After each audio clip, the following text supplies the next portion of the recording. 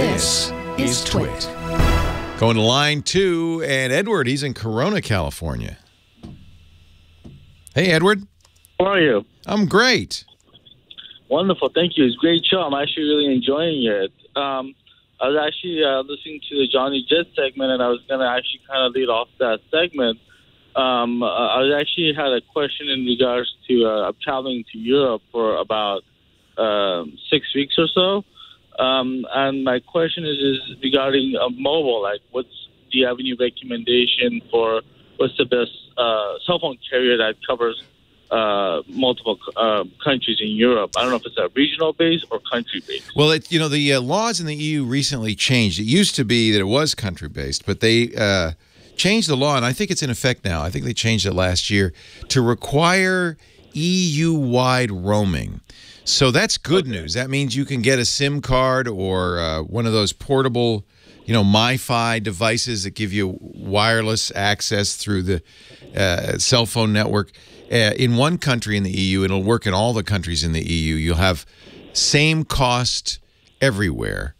So that's good news. But the minute you leave the EU, suddenly that thing's not going to work. So if you're only in EU countries, not a big deal. If you travel to more countries, then it might be. I'll tell you, there are a couple of things that I'll tell you what I do. But before I even do that, I'll send you to the Prepaid with Data Wiki. And the best way to find that is just to Google Prepaid with Data Wiki, because it's a long URL. But what it is it's on Fandom, and it is a wiki that users have put together about every country in the world and who the providers are in each country, what their costs are, where you get the SIM cards, that kind of thing. Now, remember, if you go to a country and you put a SIM card in your phone, you're changing the phone number. So you will, and you're changing. Go ahead. That's another question. So I've been to the Middle East, and that's the second question I was going to ask is, I've been to countries where they offer you separate phone numbers, like if you want to use phone calls, or just SIM card purely for data.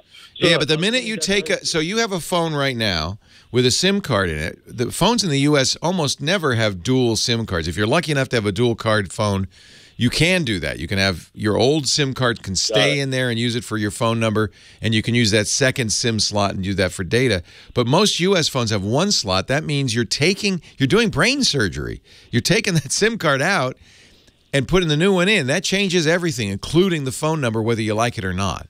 So the other way to go, and this is what I do, is to get a device. I call it a MiFi, credit card-sized device. You can get it in any country that you go to pretty much. And it will use the cell service to give you Wi-Fi. When I was in Japan, a couple that we were traveling with got one at the airport when they arrived. That's typically what people will do. That gave them 32 Wi-Fi access points. So you could have up to 32 devices. It was very affordable, and they just carried it with them everywhere. They turned off data roaming on their phones. This is key, because data roaming is what's expensive. So they turned off data roaming on their phones, and they just used the Wi-Fi on this device as they walked around and traveled around. That gave them high-speed data, but at a local cost. And I think that's a really good way to use. Now, what I did, because we go all over the place, and I use this in Japan and Korea. We'll be using it in Europe later this year. So I got something from called the Skyroam Solus. It's from Skyroam.com. And you can, Skyroam.com. You can rent it or buy it. I bought it. It was $149, the size of a hockey puck. It's a bright orange hockey puck. And one of the reasons I like it, it has 16-hour battery life. Typically, the MiFi cards you get in countries, usually they're about the size of a smartphone or a credit card, which means they usually have maybe 5, 6, 7 hours battery life. I want mine to go all day as I wander around. This does. It does have one limit, which is you can only have 5 devices. And with 3 people when we were in Japan, our 15-year-old, he had his phone, his tablet. My wife had her phone, her tablet, her computer. That's 5. No room for me. So we would have to say, okay, log out. I want to get on the Wi-Fi. But it lasted 16 hours. It's LTE. It's high speed. You pay $150 for the puck, and then you have to either buy day passes, which are $9 a day, or you could do a monthly $99 rate. If you're You know, if it's 2 weeks, even at, you know, 2 weeks at $9 a day would be more than 99 bucks. So if it's 2 weeks or longer, you'll probably want to get the whole month. That's what we did for 99 bucks. That sounds expensive, but it's still cheaper than paying, you know, Verizon the 25 bucks and AT&T the 25 bucks a day, and then, you know, and every phone would have to have its own access and all of that stuff. So there are a lot of ways to do this. The reason I recommend this prepaid with data wiki is it has all the information you need about various countries. So if you know you're landing at Heathrow in England, you can go there and you can say, well, what can I get in England that will work throughout Europe? Now, England's no longer the EU, or it's about to be no longer the EU, so I don't know what but again, this will all be on the website. We got a card from 3, which is one of the big British carriers, and I think that worked Europe-wide. But again, you have to figure out. Now, the other thing you can also do, if you're on T-Mobile, T-Mobile offers free international data, but it's slowed down. It's 2G. It's not very fast. In fact, I have found it, as I've used it around the world, to be unusable, almost unusable in many places. Google has its own carrier, Google Fi. They do the same thing. I found that to be a little faster in Japan, but still pretty slow. The advantage is it costs you nothing. It's part of your regular subscription, so it treats international data the same as local data. So that's a good thing. And you keep your phone number.